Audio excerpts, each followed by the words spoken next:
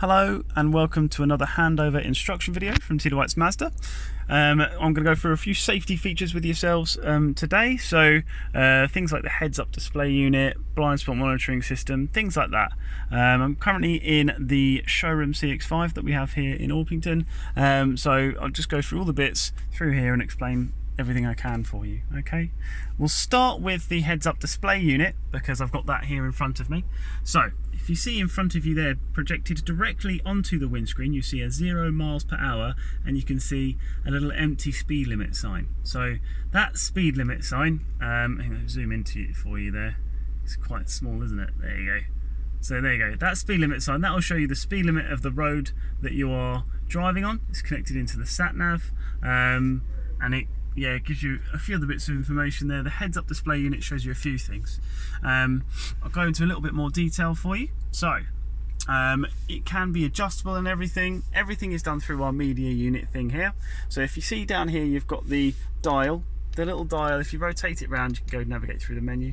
If you go into settings on the end, you've got a whole menu for the heads-up display unit. It's called the AD display. It stands for Active Driving Display. So here you can change the height.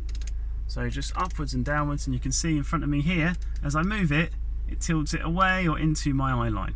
Okay, so once you've got yourself a comfortable driving position, you can adjust the height to somewhere that you're happy with. I'm quite happy with that position, so that's fine. You've got an automatic brightness control as well. You can make it manual to change the brightness here and rotate it at an angle if you really wanted to.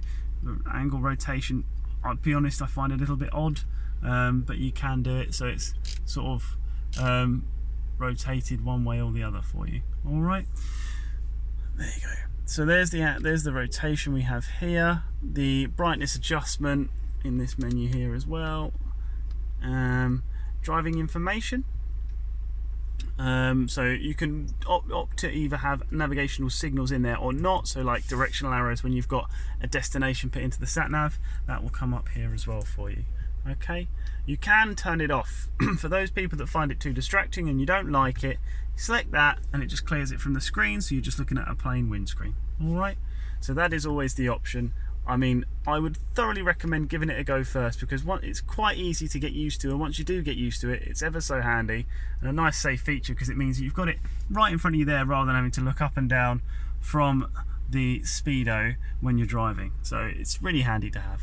Alright, so that's the heads-up display unit. I'm just going to go over now into the different tabs on this menu to go into the rest of the safety features for us. So instead of rotating the dial here, if we knock it, the whole thing to the side like that, it actually goes through the tabs at the top. You see one there that says safety. So you've got a few things here. Distance recognition support system. This is your city brake support, smart city brake support, blind spot monitoring system, lane keep assist system, traffic sign recognition, and parking sensors indication. So of course, I mean, this particular one here, this is the sport nav, so it has a reversing camera, but it also has the parking sensors. You can turn those parking sensors on and off here if you don't want them to be beeping all the time at you. Okay, first thing then I'll go through from this menu. Of course, I'll just go from the top to the bottom. So the distance recognition support system.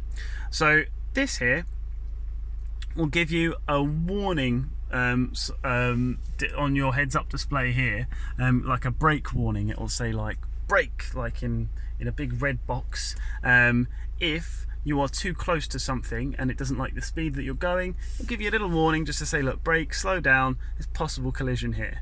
It's all done by these cameras that are just set up here in the top of the windscreen. There's a few up there that detect all of these things. Okay, so that's the distance recognition support. The smart city brake support is also tied into a very similar thing, similar camera at the top. The warning distance and the volume of that alert you can change here, so if you want it to be slightly more or less sensitive, you can change it all here.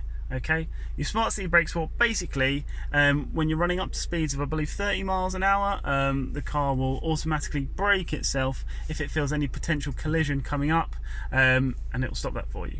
On those that have the additional safety pack, which is an additional option on the Sports or comes with the GT Sports, they also come with a rear smart city brake support as well as a front one. So if you're reversing and you get too close to something, it'll automatically brake the car for you as well. All right, but then when you've got all the cameras and the sensors, you're not likely to need it, which is great. Blind spot monitoring system.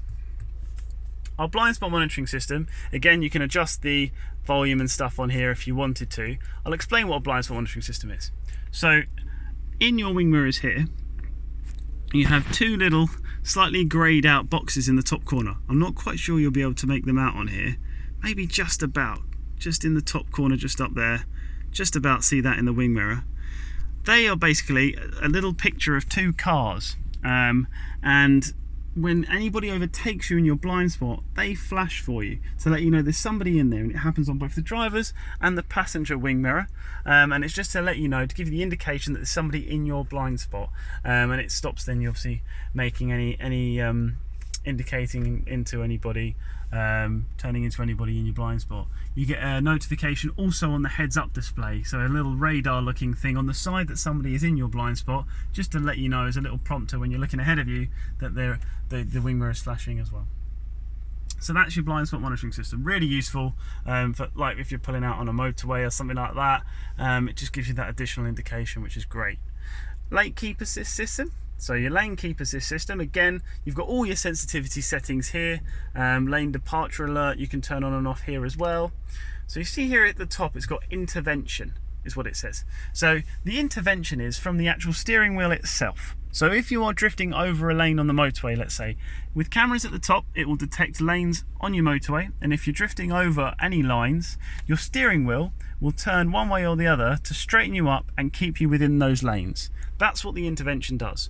You can turn that off and literally just get a beep and an alert, if you like, to say that you are going over a lane, and that's basically like your lane departure assistance as well there. So you can either have it as just an audio or a vibration, just as an alert, or have the intervention as well, and the steering wheel will actually straighten you into the lane for you as well.